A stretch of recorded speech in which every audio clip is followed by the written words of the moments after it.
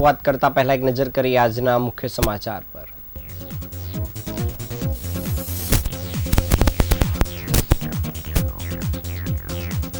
સુરતમાં રસ્તાઓની હાલત બિસ્માર, વાહન ચાલકો અને સ્થાનિક લોકોમાં ભારે રોષ।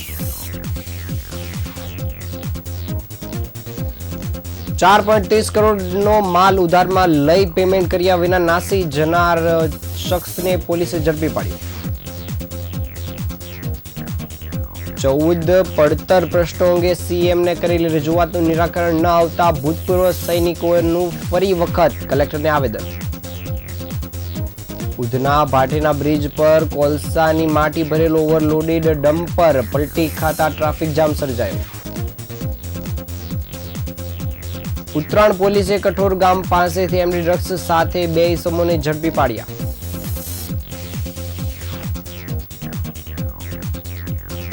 રાંદેરમાં કરિયાણા સ્ટોરમાંથી 1.93 લાખ રૂપિયાની ચોરી કરનાર ઇસમની ધરપકડ।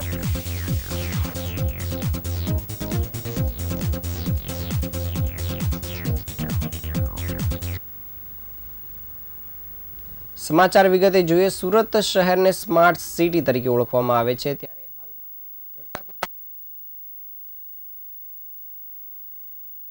થઈ ગઈ છે અને લોકોના જીવન મુશ્કેલીમાં મુકાઈ રહ્યું છે। શહેરના અનેક વિસ્તારમાં ખાડાઓનું સામ્રાજ્ય જોવા મળી રહ્યું છે। વરસાદ બાદ આ પરિસ્થિતિ વધુ ખરાબ બનતા સ્થાનિકોમાં ભારે રોષ વ્યાપી નીકળ્યો છે। સુરત શહેરના અમરોલી સહિતના વિસ્તારમાં ખાડાઓની અને રસ્તાઓની હાલત કફોડી બની ગઈ છે। ખાસ કરીને કોસાળગામ વિસ્તારમાં રસ્તાઓ ખાડાઓમાં પરિવર્તિત થઈ ગયા હોય તેવી સ્થિતિ સર્જાઈ છે। મોટા ખાડાઓને કારણે વાહન ચાલકોને અકસ્માતનો ભય સતાવી રહ્યો છે, જ્યારે દૈનિક મુસાફરોને ભારે મુશ્કેલીનો સામનો કરવો પડી રહ્યો છે। રસ્તાઓ પર ઊંડા ખાડા હોવાના કારણે સ્થાનિક બાઇક સવારોને સંતુલન ગુમાવવાનો ખતરો રહે છે અને ટ્રાફિક જામ અને વાહન ચાલકોને ભારે તકલીફનો સામનો કરવો પડી રહ્યો છે। અકસ્માતોના બનાવો પણ વધી રહ્યા છે, જ્યારે સ્થાનિક રહીશોએ અનેક વખત મ્યુનિસિપલ તંત્રને આ બાબતે રજૂઆત કરવા છતાં હકારાત્મક પગલાં લેવામાં આવ્યા નથી। તંત્રની આ ઉદાસીનતા સામે લોકો આક્રોશ વ્યક્ત કરી રહ્યા છે। નાગરિકોના જણાવ્યા મુજબ તંત્ર સ્માર્ટ સિટીના દાવા કરી રહ્યું છે, પરંતુ મૂળભૂત સુવિધા જેવા કે સારા રસ્તાઓ આપવા માટે તે નિષ્ફળ સાબિત થઈ રહ્યું છે। આ રસ્તાઓની હાલતને કારણે રોજિંદા જીવન પ્રભાવિત થતા હોવાને કારણે સ્થાનિકોમાં રોષ વ્યાપી ગયો છે।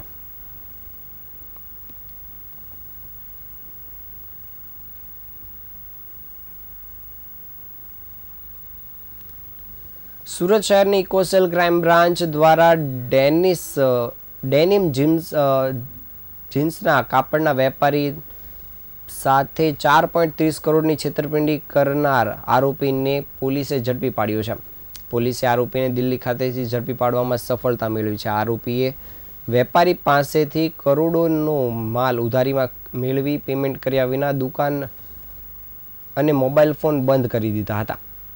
સુરતની ક્રાઇમ બ્રાન્ચમાં દાખલ થયેલી એક ફરિયાદમાં આરોપી શાહિદ અલી જાફર અલીએ ફરિયાદી ડેનિમના વેપારી શૈલેષ પટેલને લલચાવી અને લોભામણી વાતો કરી વિશ્વાસ કેળવ્યો હતો અને તેણે વેપારી શિરસ્તા મુજબ સમયસર પેમેન્ટ ચૂકવી આપવાની ખાતરી આપી હતી। 29 નવેમ્બર 2016થી 6 ઓક્ટોબર 2017 સુધીના સમયગાળામાં તેણે ફરિયાદી પાસેથી 4 કરોડ 35 લાખનો ડેનિમ જીન્સના કાપડનો માલ ખરીદ્યો હતો। શરૂઆતમાં આરોપીએ થોડું પેમેન્ટ ચૂકવીને વેપારીનો વિશ્વાસ જાળવી રાખ્યો હતો, પરંતુ ત્યારબાદ તેણે પેમેન્ટ માટેની માંગણીઓ ટાળવાનું શરૂ કરી દીધું હતું। જ્યારે ફરિયાદીએ પોતાના બાકી પેમેન્ટ માટે દબાણ શરૂ કરતા શાહિદે પંજાબ નેશનલ બેંકના 40 ચેક આપ્યા હતા। તેની કિંમત 3 કરોડ 96 લાખ હતી। જો કે આ તમામ ચેક બિનઉપયોગી અને બેલેન્સના અભાવ અને બેંક એકાઉન્ટ બંધ હોવાના લીધે પરત થયા હતા। જ્યારે આખરે કુલ 4 કરોડ 30 લાખનું પેમેન્ટ ન ચૂકવીને શાહિદ અલીએ દિલ્હી ખાતેની દુકાન અને મોબાઈલ ફોન બંધ કરી દીધા હતા। જ્યારે પોલીસ ધરપકડથી બચવાથી નાસફળ હતો અને સુરત શહેર ઇકોસેલ ક્રાઇમ બ્રાન્ચે આ મામલાની ગંભીરતાને ધ્યાનમાં લઈને તપાસ શરૂ કરી હતી અને ટેકનિકલ અને માનવીય ગુપ્તતાના આધારે પોલીસે આરોપી શાહિદ અલી ઝફર અલીને દિલ્હી ખાતેથી ઝડપી પાડ્યો હતો। હાલ પોલીસે આ આરોપીની ધરપકડ કરવાની સાથે આગળની પ્રક્રિયા હાથ ધરી છે।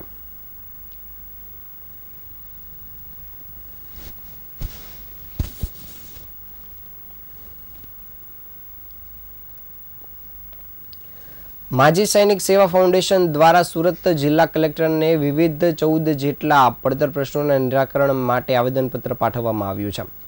આ સંગઠને મુખ્યમંત્રીને સંબોધિત રજૂઆત કરી છે અને ચીમકી પણ ઉચ્ચારી છે કે જો તેમની માંગણીઓ સંતોષવામાં નહીં આવે તો ટૂંક સમયમાં આંદોલન પણ કરવામાં આવશે. ભૂતપૂર્વ સૈનિકોએ જણાવ્યું છે કે તેમણે આ જ મુદ્દા બાબતે 2022માં પણ મુખ્યમંત્રીને રજૂઆત કરી હતી, પરંતુ આજ સુધી કોઈ નિરાકરણ આવ્યું નથી. પરિણામે તેઓને ફરી એકવાર જિલ્લા કક્ષાએ રજૂઆત કરવા માટે ફરજ પડી છે. જે રજૂઆતમાં તેઓએ જણાવ્યું હતું કે ભૂતપૂર્વ સૈનિકો માટે સરકારી નોકરીઓમાં 10% અનામત હોવા છતાં ભરતી પ્રક્રિયામાં તેનો યોગ્ય અમલ થતો નથી. સૈનિકોને ઉદાહરણ આપતા કહ્યું હતું કે 1200 જગ્યાઓ સામે માત્ર 27 લોકોની જ ભરતી કરવામાં આવે છે, જે અન્યાય છે. જ્યારે નિવૃત્ત સૈનિકોના હથિયાર લાયસન્સને રિન્યૂ કરવાની પ્રક્રિયા ખૂબ જ લાંબી અને જટિલ છે. ઉપરાંત ભૂતપૂર્વ સૈનિકોએ આ પ્રક્રિયા સરળ અને ઝડપી બનાવવાની માંગણી કરી છે. આ સિવાય ભૂતપૂર્વ સૈનિકો અને તેમના પરિવારોને લગતા આરોગ્ય સુવિધા, જમીન ફાળવણી અને અન્ય કલ્યાણકારી યોજનાઓ સંબંધિત પ્રશ્નોનો પણ સમાવેશ થાય છે. ઉપરાંત માજી સૈનિક સેવા ફાઉન્ડેશન દ્વારા અને માજી સૈનિક પુરુષોત્તમભાઈઓએ જણાવ્યું હતું કે સરકારની જવાબદારી છે કે અમારા પ્રશ્નોનું નિરાકરણ લાવે, અને જો આગામી સમયમાં અમારી રજૂઆતને ગંભીરતાથી લેવામાં નહીં આવે તો અમે રાજ્યવ્યાપી આંદોલન પર કરીશું.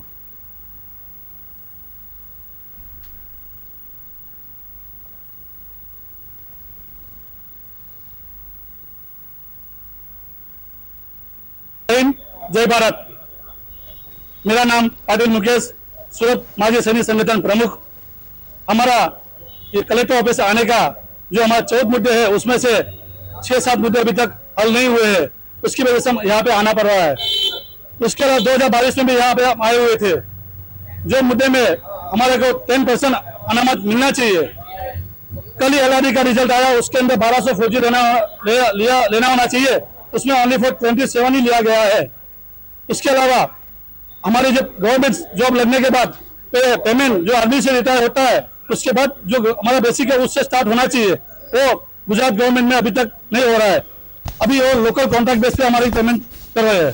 उसके अलावा जैसे कि महाराष्ट्र में भी सेम फौजी भर्ती होते हैं, उनको पेमेंट आर्मी से ही मिलता है, रिटायर पेमेंट। उसके अलावा जो बिहार के अंदर जो सेफ एक फोर्स बनाई है उसके अंदर ओनली फौजी को ही भर्ती करते हैं। मेरा एक आग्रह कर रहा हूँ कि रूपाणी अपना भूपेंद्र पटेल साहब को और गृह मंत्री हर्ष संघवी साहब को ये मुद्दा हमारा हल होना चाहिए। સુરત શહેરના ઉધના ભાટેના બ્રિજ પર આજે સવારે એક ગંભીર અકસ્માત સર્જાયો હતો. કોલસાથી ભરેલો એક ઓવરલોડેડ ડમ્પર ચાલકનો કાબુ ગુમાવતા પલટી મારી ગયો હતો. ઘટનાને કારણે ડમ્પરનો કચ્ચરઘાણ થયો હતો અને રસ્તા પર ભારે અવરજવર ખોરવાઈ ગઈ હતી. પ્રાથમિક માહિતી અનુસાર આ ડમ્પર ચાલકને ઈજા થઈ હોવાની આશંકા સેવવામાં આવી હતી, જોકે તે બાબતે હજુ કોઈ ચોક્કસ માહિતી સામે આવી નથી. ઘટના સ્થળે પોલીસ અને ટ્રાફિક વિભાગને જાણ થતાં જ તે પણ ઘટનાસ્થળ પર દોડી આવ્યું હતું અને માર્ગ વ્યવસ્થા દુરસ્ત કરવાની કામગીરીમાં લાગી પડ્યા હતા. આ અકસ્માત ફરી એકવાર ઓવરલોડેડના જોખમ અને સુરક્ષિત ડ્રાઇવિંગના મહત્વને ઉજાગર કરે છે. શહેરમાં આવી ઘટનાઓ સામે કડક કાર્યવાહી કરવાની પણ માંગ ઉઠી છે. જ્યારે જાણ કરીએ તો ઉધના ભાટેના બ્રિજ પર આ ઘટના બનવા પામી હતી અને આ એક ગંભીર અકસ્માત હતો. કોલસાનો ઓવરલોડેડ ડમ્પર એ ચાલક બેકાબૂ થતાં જ ડમ્પર પલટી મારી ગયો હતો. જ્યારે જાણવા મળ્યું છે તે પ્રમાણે પલટી મારવાનું મુખ્ય કારણ ટાયર ફાટવાનું હોવાનું પણ સામે આવ્યું છે.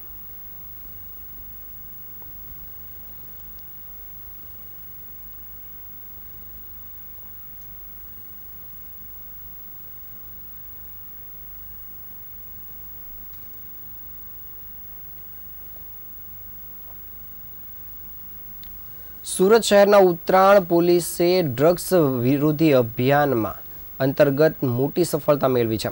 કઠોળ ગામના આંબોલી રોડ પર આવેલ એક જન્નત ટી સ્ટોલ પાસેથી પોલીસે 2 શખ્સોને ઝડપી પાડવામાં સફળતા મેળવી છે. પોલીસે ધરપકડ કરેલા ઈસમોમાં મોહમ્મદ સાહિલ અને મોહમ્મદ ઉવેઝનો સમાવેશ થાય છે. પોલીસે તેની પાસેથી 2.54 ગ્રામ એમડી ડ્રગ્સનો જથ્થો ઝડપી પાડ્યો હતો અને સાથે જ તેની પાસેથી કાર અને મોબાઈલ ફોન સહિતનો મુદ્દામાલ પણ જપ્ત કર્યો છે.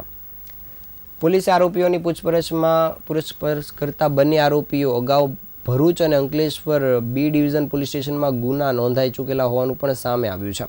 હાલ પોલીસ દ્વારા આરોપીઓ સામે એનડીપીએસ એક્ટ હેઠળ ગુનો નોંધી આગળની તપાસ કામગીરી શરૂ કરાઈ છે.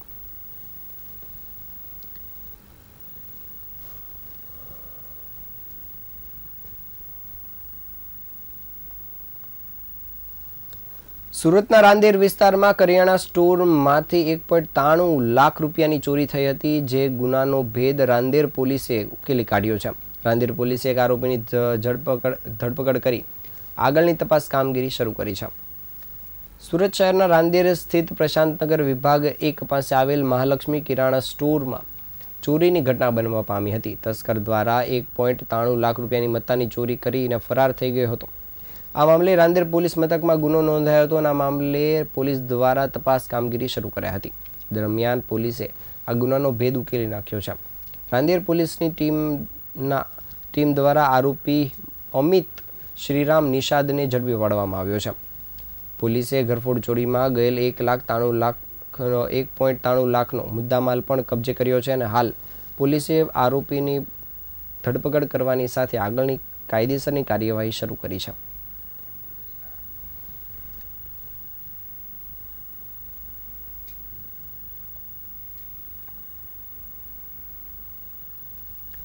સુરત શહેર ક્રાઇમ બ્રાન્ચે વર્ષ 2004માં મિત્રની હત્યાના ગુનામાં આજીવન કેદની સજા ભોગવી રહેલા એક કેદીને વલસાડના વાપી રેલવે સ્ટેશન નજીકથી ઝડપી પાડ્યો છે.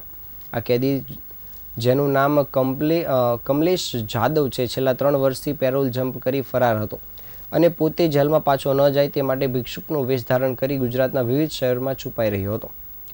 આરોપી કમલેશ જાદવ તે વર્ષ 2007માં દમણના એક હત્યા કેસમાં આજીવન કેદની સજા થઈ હતી. તે સુરતની લાજપોર મધ્યસ્થ જેલમાં સજા ભોગવી રહ્યો હતો.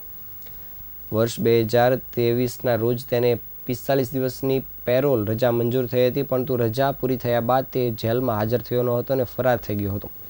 જેલથી દૂર રહેવા માટે તેણે ભિક્ષુકનો વેશ ધારણ કર્યો હતો અને તેણે મેલા ઘેલા કપડાં પહેરી વાળ અને દાઢી વધારી માનસિક અસ્થિરતાનો ઢોંગ કરવા લાગ્યો હતો. આ વેશ પલટાથી તે પોતાની અસલ ઓળખ છુપાવીને ગુજરાતના અલગ અલગ શહેરોમાં ફરી ભીખ માંગતો હતો અને પોતે કોઈ એક સ્થિર જગ્યા પર રહેતો ન હતો, જેથી કરીને પોલીસથી બચી શકાય. પરંતુ પોલીસે મળેલી બાતમીના આધારે આરોપીને ઝડપી પાડ્યો છે અને હાલ પોલીસે આ કમલેશ જાદવની ધરપકડ કરવાની સાથે આગળની તપાસ કામગીરી શરૂ કરી છે.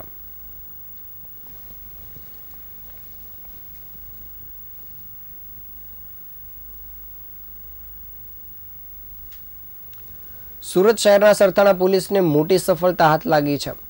બાતમીના આધારે પોલીસે દારૂના જથ્થા સાથે એક ઇસમને ઝડપી પાડ્યો છે. માહિતી મુજબ આરોપી સીમાડા નાકાથી કાપોદ્રા તરફ જઈ રહ્યો હતો, ત્યારે સરથાણા પોલીસે તેને રોકી તપાસ શરૂ કરી હતી. તે શરૂઆતમાં તેને મોપેડમાંથી દારૂનો જથ્થો મળી આવ્યો હતો. બાદમાં વધુ પૂછપરછ કરતા તેની કારમાંથી પણ મોટી માત્રામાં દારૂનો જથ્થો મળી આવ્યો હતો. પોલીસે આરોપી સતીશ તોમરને ઝડપી પાડ્યો છે, જ્યારે આ કિસ્સામાં મુખ્ય બુટલેગર ભરત નાકરાણીને વોન્ટેડ જાહેર કરવામાં આવ્યો છે. પોલીસે દારૂનો જથ્થો, કાર, મોપેડ અને મોબાઈલ ફોન મળી કુલ 5 લાખ રૂપિયાનો મુદ્દામાલ કબજે કર્યો છે. હાલ સરથાણા પોલીસે આ કાર્યવાહીથી દારૂના ગેરકાયદેસર વેપારીઓમાં હડકંપ મચી ગયો છે.